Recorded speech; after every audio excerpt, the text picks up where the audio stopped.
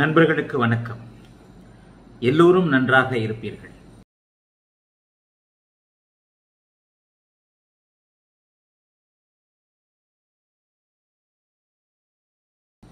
இன்றைக்கு நம்முடைய premium video நேயர்களுக்கு ஒரு முக்கியமான ஒரு இரண்டாவது சந்தேகம். போன தடவை சுந்தர் சிங் அப்படிங்கிறவருடைய தர்மகர்மாதிபதி யோகம் மறைவு ஸ்தானங்களில் இருந்தால் என்ன பலனை தரும் அப்படிங்கிறதுக்கு விளக்கம் கொடுத்திருந்தேன். தற்போது இப்ப அவருடைய கேள்வி, அடுத்த கேள்வி. சுந்தர் சிங், உங்களுடைய கேள்வி எல்லோருக்கும் பொதுவாக பயன்படக்கூடிய ஒரு கேள்வின்றதுனால ஒருவரின் இரண்டாவது கேள்விக்கும் பதில் தர்றேன். சுந்தர் சிங், நீங்க இரண்டாவதா என்ன கேள்வி கேட்டிருக்கிறீங்கன்னா, 6ஆம் இடம் சுபத்துவமாக இருந்து அதன் அதிபதி சுபத்துவமாக அமைந்து தசை நடத்தினால் அதுவரை ஏழையாக இருந்த ஜாதகர் பணக்காரர் ஆவார் என்று சொன்ன அர்த்தம் என்ன ஐயா? யோக ஜாதகத்தில் சுக்கிரன் 12ஆம் இடத்திலிருந்து 6ஆம் இடத்தை பார்ப்பது நல்லது என்பதன் காரணம் என்ன குருஜி? பொதுவான எல்லோருக்குமே ஒரு மனதில் இருக்கக்கூடிய சில பாவக காரக விஷயங்களை துல்லியமாக, சில விஷயங்கள்ல எல்லாவற்றையும் ஏதேனும் ஒரு இடத்துல ஜோதிடத்துல நம்ம ஸ்லிப் ஆகிற இடம்னு இருக்கு, தவறாக புரிந்து கொள்ளக்கூடிய இடங்கள். பொதுவாகவே ஜோதிட சாஸ்திரம் மனப்பாடம் செய்யக்கூடிய கலை அல்ல, அது ஒரு புரிந்து கொள்ளக்கூடிய கலை. இங்க எல்லாரும் என்ன தவறுகள் பண்றோம்னா, ஒரு மனப்பாடம் பண்ணிக்கிட்டு 2ஆம் இடம், 5ஆம் இடம், 7ஆம் இடம், 10ஆம் இடம் இது போன்ற ஒரு மனப்பாடம் பண்ணிக்கிட்டு இந்த இடத்துல இப்படி இருந்தா இப்படிதானே அப்படிங்கிறத தான் நம்ம கணக்கிட்டு தவறான பலன்கள் அறியக்கூடிய அமைப்புல சொல்றோம். அதைத்தான் நான் அடிக்கடி சொல்றேன். ஒரு கணக்கு வாத்தியார்கிட்ட படிக்கின்ற 40 மாணவர்களும் ஒரே திறனில் இருக்க வேண்டிய அவசியம் இல்லை, இருக்கவும் முடியாது என்பதை பத்தி நான் சொல்ற சில விஷயங்கள் அதுதான். ஒரு கணக்கு வாத்தியார்கிட்ட படிக்கிறோம், எல்லாருமே ஒரே மாதிரி இருந்ததுக்கு வாய்ப்பே இல்லை. அவருடைய அறிவுத்திறனும் ஞானத்திறனும் புரிந்து கொள்ளும் அமைப்புகளும் சிலவற்றில் மிகவும் வேறுபாடாக இருக்கிறது அப்படிங்கிறது தான் உண்மை. அந்த அமைப்புல தான் ஜோதிடமும் வரும். எல்லோரும் ஜோதிடத்தை ஒரே போன்றதாக புரிந்து கொள்ள முடியாது. சரி, இப்ப என்ன கேட்குறீங்க? 6ஆம் இடம் சுபத்துவமா இருந்தால் அதன் அதிபதி சுபத்துவமா இருந்த தசை நடத்தினால் அதுவரை ஏழையாக இருந்த ஜாதகர் பணக்காரர் ஆவார் என்று சொன்னது அர்த்தம் என்ன?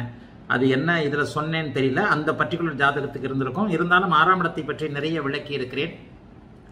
யோக ஜாதகத்தில் சுக்கிரன் 12ஆம் இடத்திலிருந்து 6ஆம் இடத்தை பார்ப்பது நல்லது என்பதன் காரணம் என்ன குருஜி? அதுக்கடுத்து தான் நீங்க கேட்கிற மிக முக்கியமான கேள்வி. 6ஆம் இடத்திற்கும் பணத்திற்கும் என்ன சம்பந்தம் குருவே? 6ஆம் இடத்திற்கும் பணத்திற்கும் என்ன சம்பந்தம் குருவே?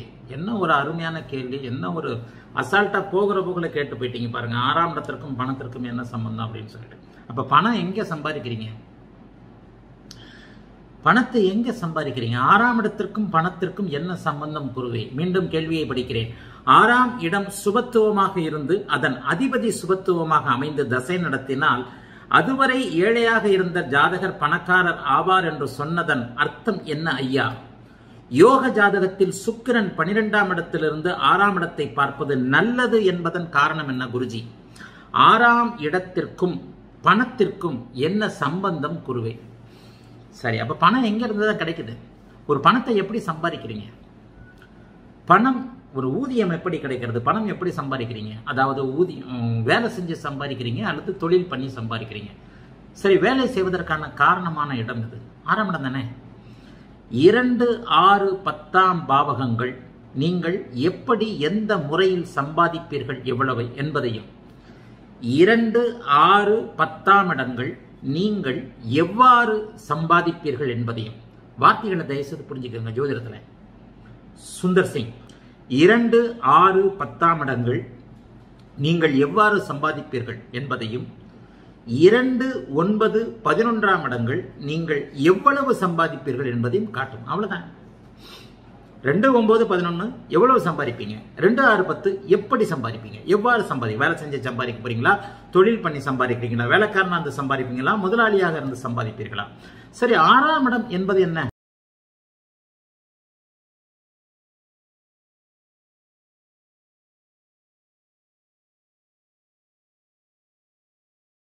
அடுத்தவர்களின் பணம்னு சொல்லிட்டு இல்லையா? அடுத்தவர்கள் பணம்ன்றதுல எவ்வளவோ அர்த்தம் இருக்குது.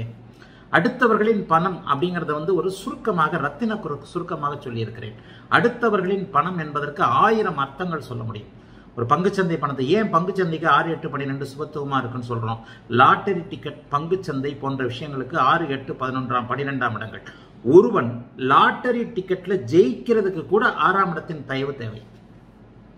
அதாவது அடுத்தவர்களின் பணம்னா லாட்டரி டிக்கெட்ல என்ன நடக்குது? ₹1 வாங்குற ஒருவருக்கு 1 கோடி ரூபாய் கிடைக்குது அப்படின்னு சொன்னா 99,99,999 பேருடைய பணத்தை ஒட்டுமொத்தமாக சேர்த்து 1 கோடியில் ஒருவனுக்கு 1 கோடி ரூபாய் கொடுக்கப்படுகிறது. அப்ப அந்த அடுத்தவர்களுடைய ஒட்டுமொத்த பணம் அவனுக்கு வருது இல்லையா?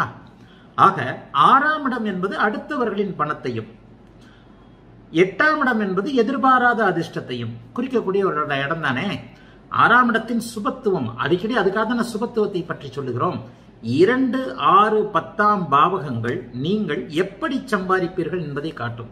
6ஆம் பாவகம் சுபத்துவமாக இருக்கின்ற அமைப்புல அந்த 6ஆம் பாவகத்தோடு 2, 10 தொடர்பு கொண்டிருக்கின்ற நிலைமையில நீங்கள் அடுத்தவரின் பணத்தை அனுபவிப்பீர்கள்.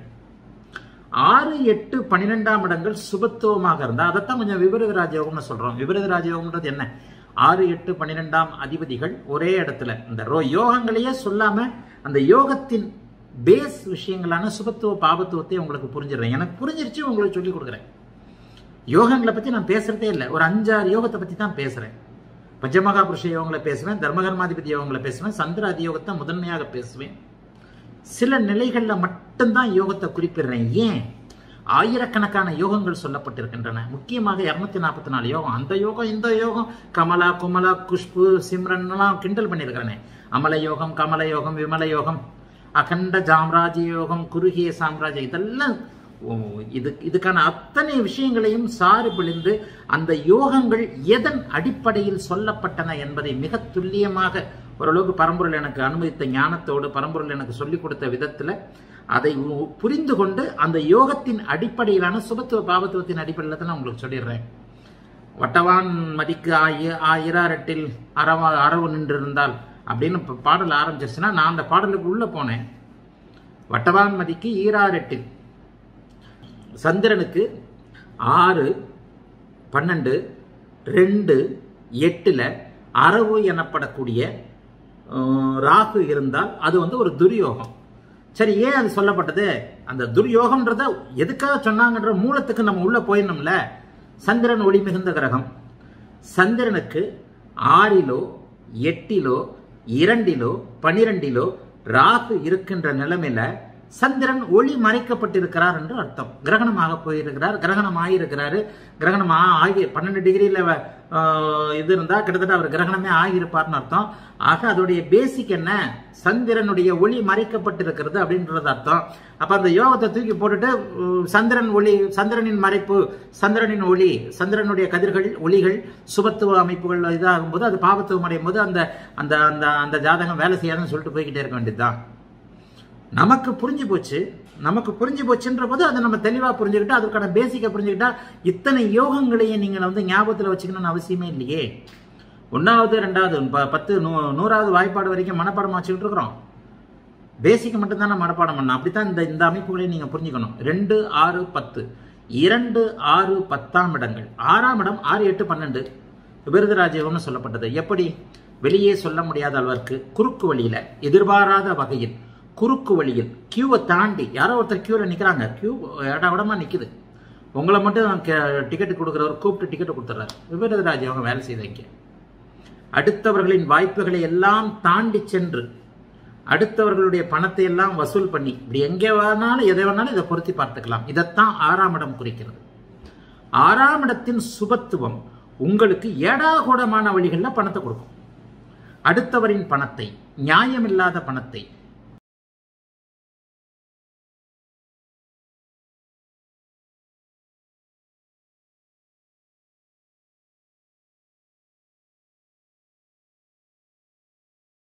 கிட்டத்தட்ட நேர்மையற்ற வழிகளில் வருகின்ற பணத்தை 6ஆம் இடத்தின் சுபத்துவம் குறைக்கிறது. அது மறைவு ஸ்தானம்ன்றதுனால மறைந்து வருகின்ற வருமானம், வெளியே சொல்ல முடியாத வகையில வருகின்ற வருமானம், சாதுரியமான வரிகளில் வருகிற வருமானம், முறைகேடான வருமானம், எப்படி வேணாலும் நீங்க அதை வச்சுக்கலாம். அந்தந்த ஜாதகத்திற்கு ஏற்றாற் போல மற்ற எந்த விதமான சுபத்துவ பாவத்துவ தன்மைகள் அந்த இடத்துல இருக்கின்றதை வச்சுதான் அதைத்தான் நீங்க வந்து 6ஆம் அதிபதி சுபத்துவமாக 6ஆம் இடம் சுபத்துவமா இருந்தா ஏழையும் பணக்காரராவார்.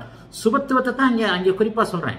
12ஆம் இடத்துல சுக்கிரன் இருந்து 6ஆம் இடத்தை பார்த்தால் நல்லது அப்படின்னு சொன்னா 12ஆம் இடம் சுக்கிரனுக்கு மறைவு ஸ்தானம் இல்லையே. 12ஆம் இடத்துல வலுத்து இருக்கின்ற எந்த ஜாதகத்துல சொன்னேன்னு தெரியல. அந்த ஜாதகத்துல ஏதாவது ஒரு அமைப்பு வச்சு சொல்லியிருப்பேன். பொதுவாகவே நான் ஜாதக பலன் சொல்லும் பொழுது அல்லது ஒரு கடவுள் கொடுத்த ஒரு கொடையால ஒரு 10 செகண்ட் ஒரு 10-20 செகண்டுக்குள்ள ஒரு ஜாதகத்தை நான் முழுக்க கணிக்க என்னால முடிகிறது அனுபவத்தின் காரணமாக. லைவ்ல நீங்க இதெல்லாம் பார்த்திருப்பீங்க. ஜாதகத்தை போட்டவுடனே என்ன லக்னம், என்ன ராசி, என்னென்ன யோக அமைப்புகள் இருக்கின்றன, பௌர்ணமி யோகமா, லக்னாதிபதி எப்படி இருக்கிறார், தசை என்ன இருக்கிறதுன்றத ஒரு 10-20 செகண்டுக்குள்ள என்னால புரிஞ்சிக்க முடியுது இல்லையா? அப்ப அந்த அமைப்புல ஒரு ஜாதகத்தை பார்த்து 12ஆம் இடம் 6ஆம் இடம் சுபத்துவம், 6ஆம் அதிபதி எங்கே இருக்கிறார், அப்படி இப்படின்னு பரிவர்த்தனை வீடு கொடுத்தவன் வலு தசாபக்தி அமைப்பு இல்ல சுபரா பாவரா ராசிக்கு அவர் எங்க இருக்கிறார், லக்னத்துக்கு எங்க இருக்கிறார், எந்த சாரத்தில் இருக்கிறார், சுபத்துவமாக இருக்கிறாரா பாபத்துவமா இருக்கிறாரா, மேற்கொண்டு அம்சத்தையும் பார்த்து நீங்க டிகிரி பார்க்கறதுக்குள்ள அம்சத்தில் இருக்கிற நிலைகளை வச்சு 4 டிகிரியும் கணக்கு போட முடியும்.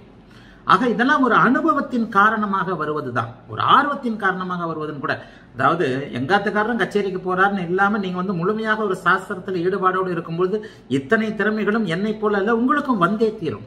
ஆகவே அந்த ஜாதகத்துல 12ஆம் இடத்திலிருந்து 6ஆம் இடத்தை பார்ப்பது ஏதாவது ஒன்று சொல்லியிருப்பேன். 6ஆம் இடத்திற்கும் பணத்திற்கும் என்ன சம்பந்தம்? 6ஆம் இடம் நேர்மையற்ற வழிகளில் வருகின்ற அபரிமிதமான சில விஷயங்களை, அதாவது இப்படித்தானே சம்பாதித்தார் அப்படிங்கிறத சொல்லுது. அதைத்தான் அடிக்கடி சொல்லுவேன்.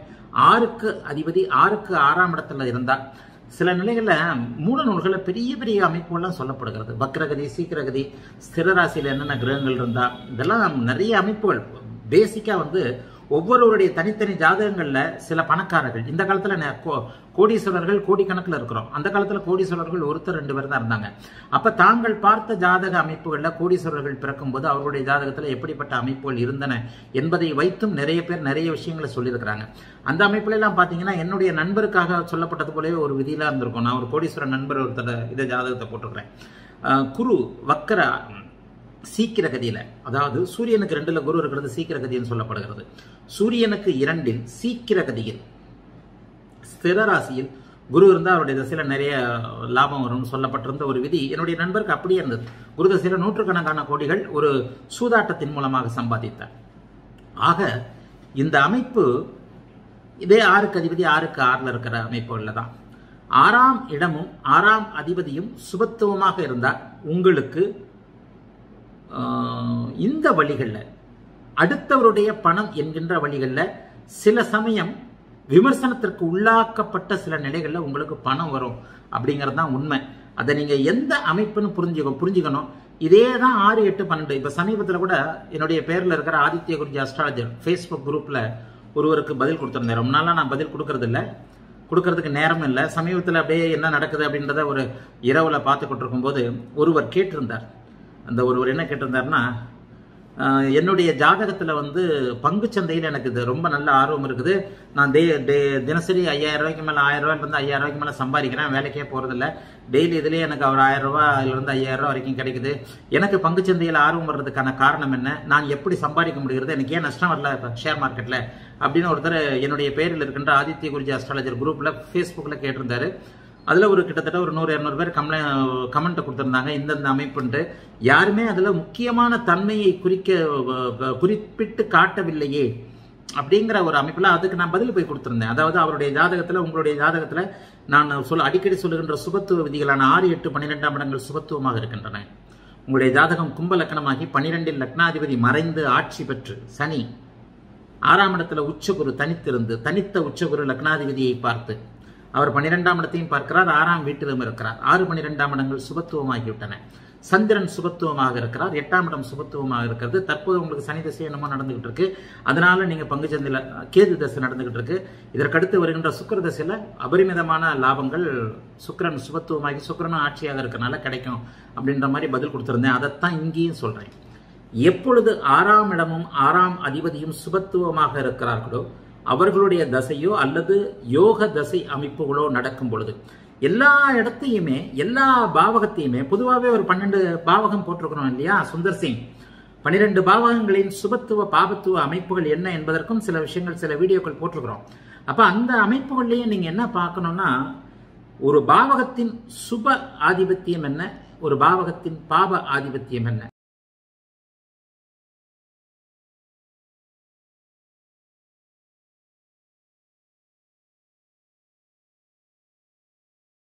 அதை கணக்கிட்டு கொண்டு ஒரு கிரகத்தின் சுப பாவத்துவ ஆதி காரகத்துவங்கள் என்ன அப்படிங்கிறதையும் கணக்கிட்டு கொண்டு பார்ப்பது தான் அமைப்பு. எல்லா இடங்களிலும் சுபத்துவமான ஒரு நிலைமை. விபரீத ராஜயோகத்தை கூட சமீபத்தில் மிகச்சிறந்த உதாரணமாக மன்மோகன் சிங், பிரதமர் மன்மோகன் சிங் அவருடைய ஜாதகத்தை போட்டிருந்தோம். அவர் அது மாதிரியான ஒரு அமைப்புல தான் பிரதமர் ஆனார். அதாவது எம்பியா கூட இல்லாத ஒருவர் 10 ஆண்டுகள் பிரதமராக இருந்தார். எம்பியாக இல்லாத போதே அவரை பிரதமர் பதவி தேடி வந்தது. கிட்டத்தட்ட அவர் கியூல இருந்த எல்லாரையும் மீறி தான் போய் பிரதமர் ஆனார். இது போன்ற அமைப்புகள், அடுத்தவருடைய பணமோ அடுத்தவருடைய வாய்ப்போ உங்களுக்கு கிடைக்கணும், அடுத்தவருடைய இது கிடைக்கணும் அப்படின்னா 6ஆம் இடம் சுபத்துவமாக இருக்க வேண்டும். 6ஆம் இடம் பாபத்துவமாக இருக்கும் பொழுதுதான் கடன் நோய் எதிர்ப்பு அமைப்புகள் வேறு விதமான அமைப்புகள்ல வரும். 6ஆம் இடம் சுபத்துவமாக இருக்கிறது. ஒருவர் கடன் கொடுத்துட்டு செத்து போவார். அவருடைய பணம் உங்களுக்கு வந்துருச்சா? ஏதோ ஒரு இதுல கூட சொல்லியிருக்கிறேன். ராத்திரி ஃபோன் பண்ணி கேட்பீங்க, ரொம்ப நம்பிக்கையான ஆளா இருப்பீங்க. இது ஒரு வீடியோ கூட இது மாதிரி தான் சொன்னேன். ஒரு உதாரணத்துக்கு தான் சொல்றேன். ஒரு 10 கோடி ரூபாய் ஒருத்தட்ட கேட்குறீங்க, 1 கோடி ரூபாய் ஒருத்தட்ட கேட்குறீங்க, மிகப்பெரிய தொகையை கேட்கிறீர்கள். காலையில் கையெழுத்து நீங்கள் ரொம்ப நம்பிக்கையான ஆள். வந்தவர் இரவே கொண்டு 10 மணிக்கு நீங்கள் கேட்குறீங்கன்னா இரவே கொண்டு கொடுத்துட்டு வீட்டுக்கு திரும்பி போகிறதுக்குள்ள இறந்து விடுவார். அவர் பணத்தை கொண்டு வந்து கொடுத்ததும் உங்களுக்கு மட்டும்தான் தெரியும். கையெழுத்து வாங்கல, ஒன்றும் வாங்கல, உங்களை தவிர வேறு யாருக்குமே தெரியாது. கொடுத்தவர் இறந்து போயிட்டார். என்ன பண்ணுவீங்க? அன்னைக்கு நீங்க மனசாட்சியா கூட எடுத்திருப்பீங்க ஒரு நல்ல. ஆனா உங்களுடைய சூழல்ல அந்த 1 கோடி ரூபாய் பணத்தை, அந்த பெரும் பணத்தை உபயோகப்படுத்திக் கொள்வதாக இருக்கும். மனசாட்சி மட்டும் உறுத்தி கொண்டே இருக்கும். ஆனா பணம் வந்தது தான். அவங்க பிள்ளைங்களும் அவங்க சம்பந்தப்பட்டவங்களுக்கு அந்த பணம் வந்திருக்கிறது தெரியாது, கொடுத்தது தெரியாது. கடைசியில் அவருடைய பணம் உங்களுக்கு சொந்தமாகி விட்டது, யாருக்குமே தெரியாது.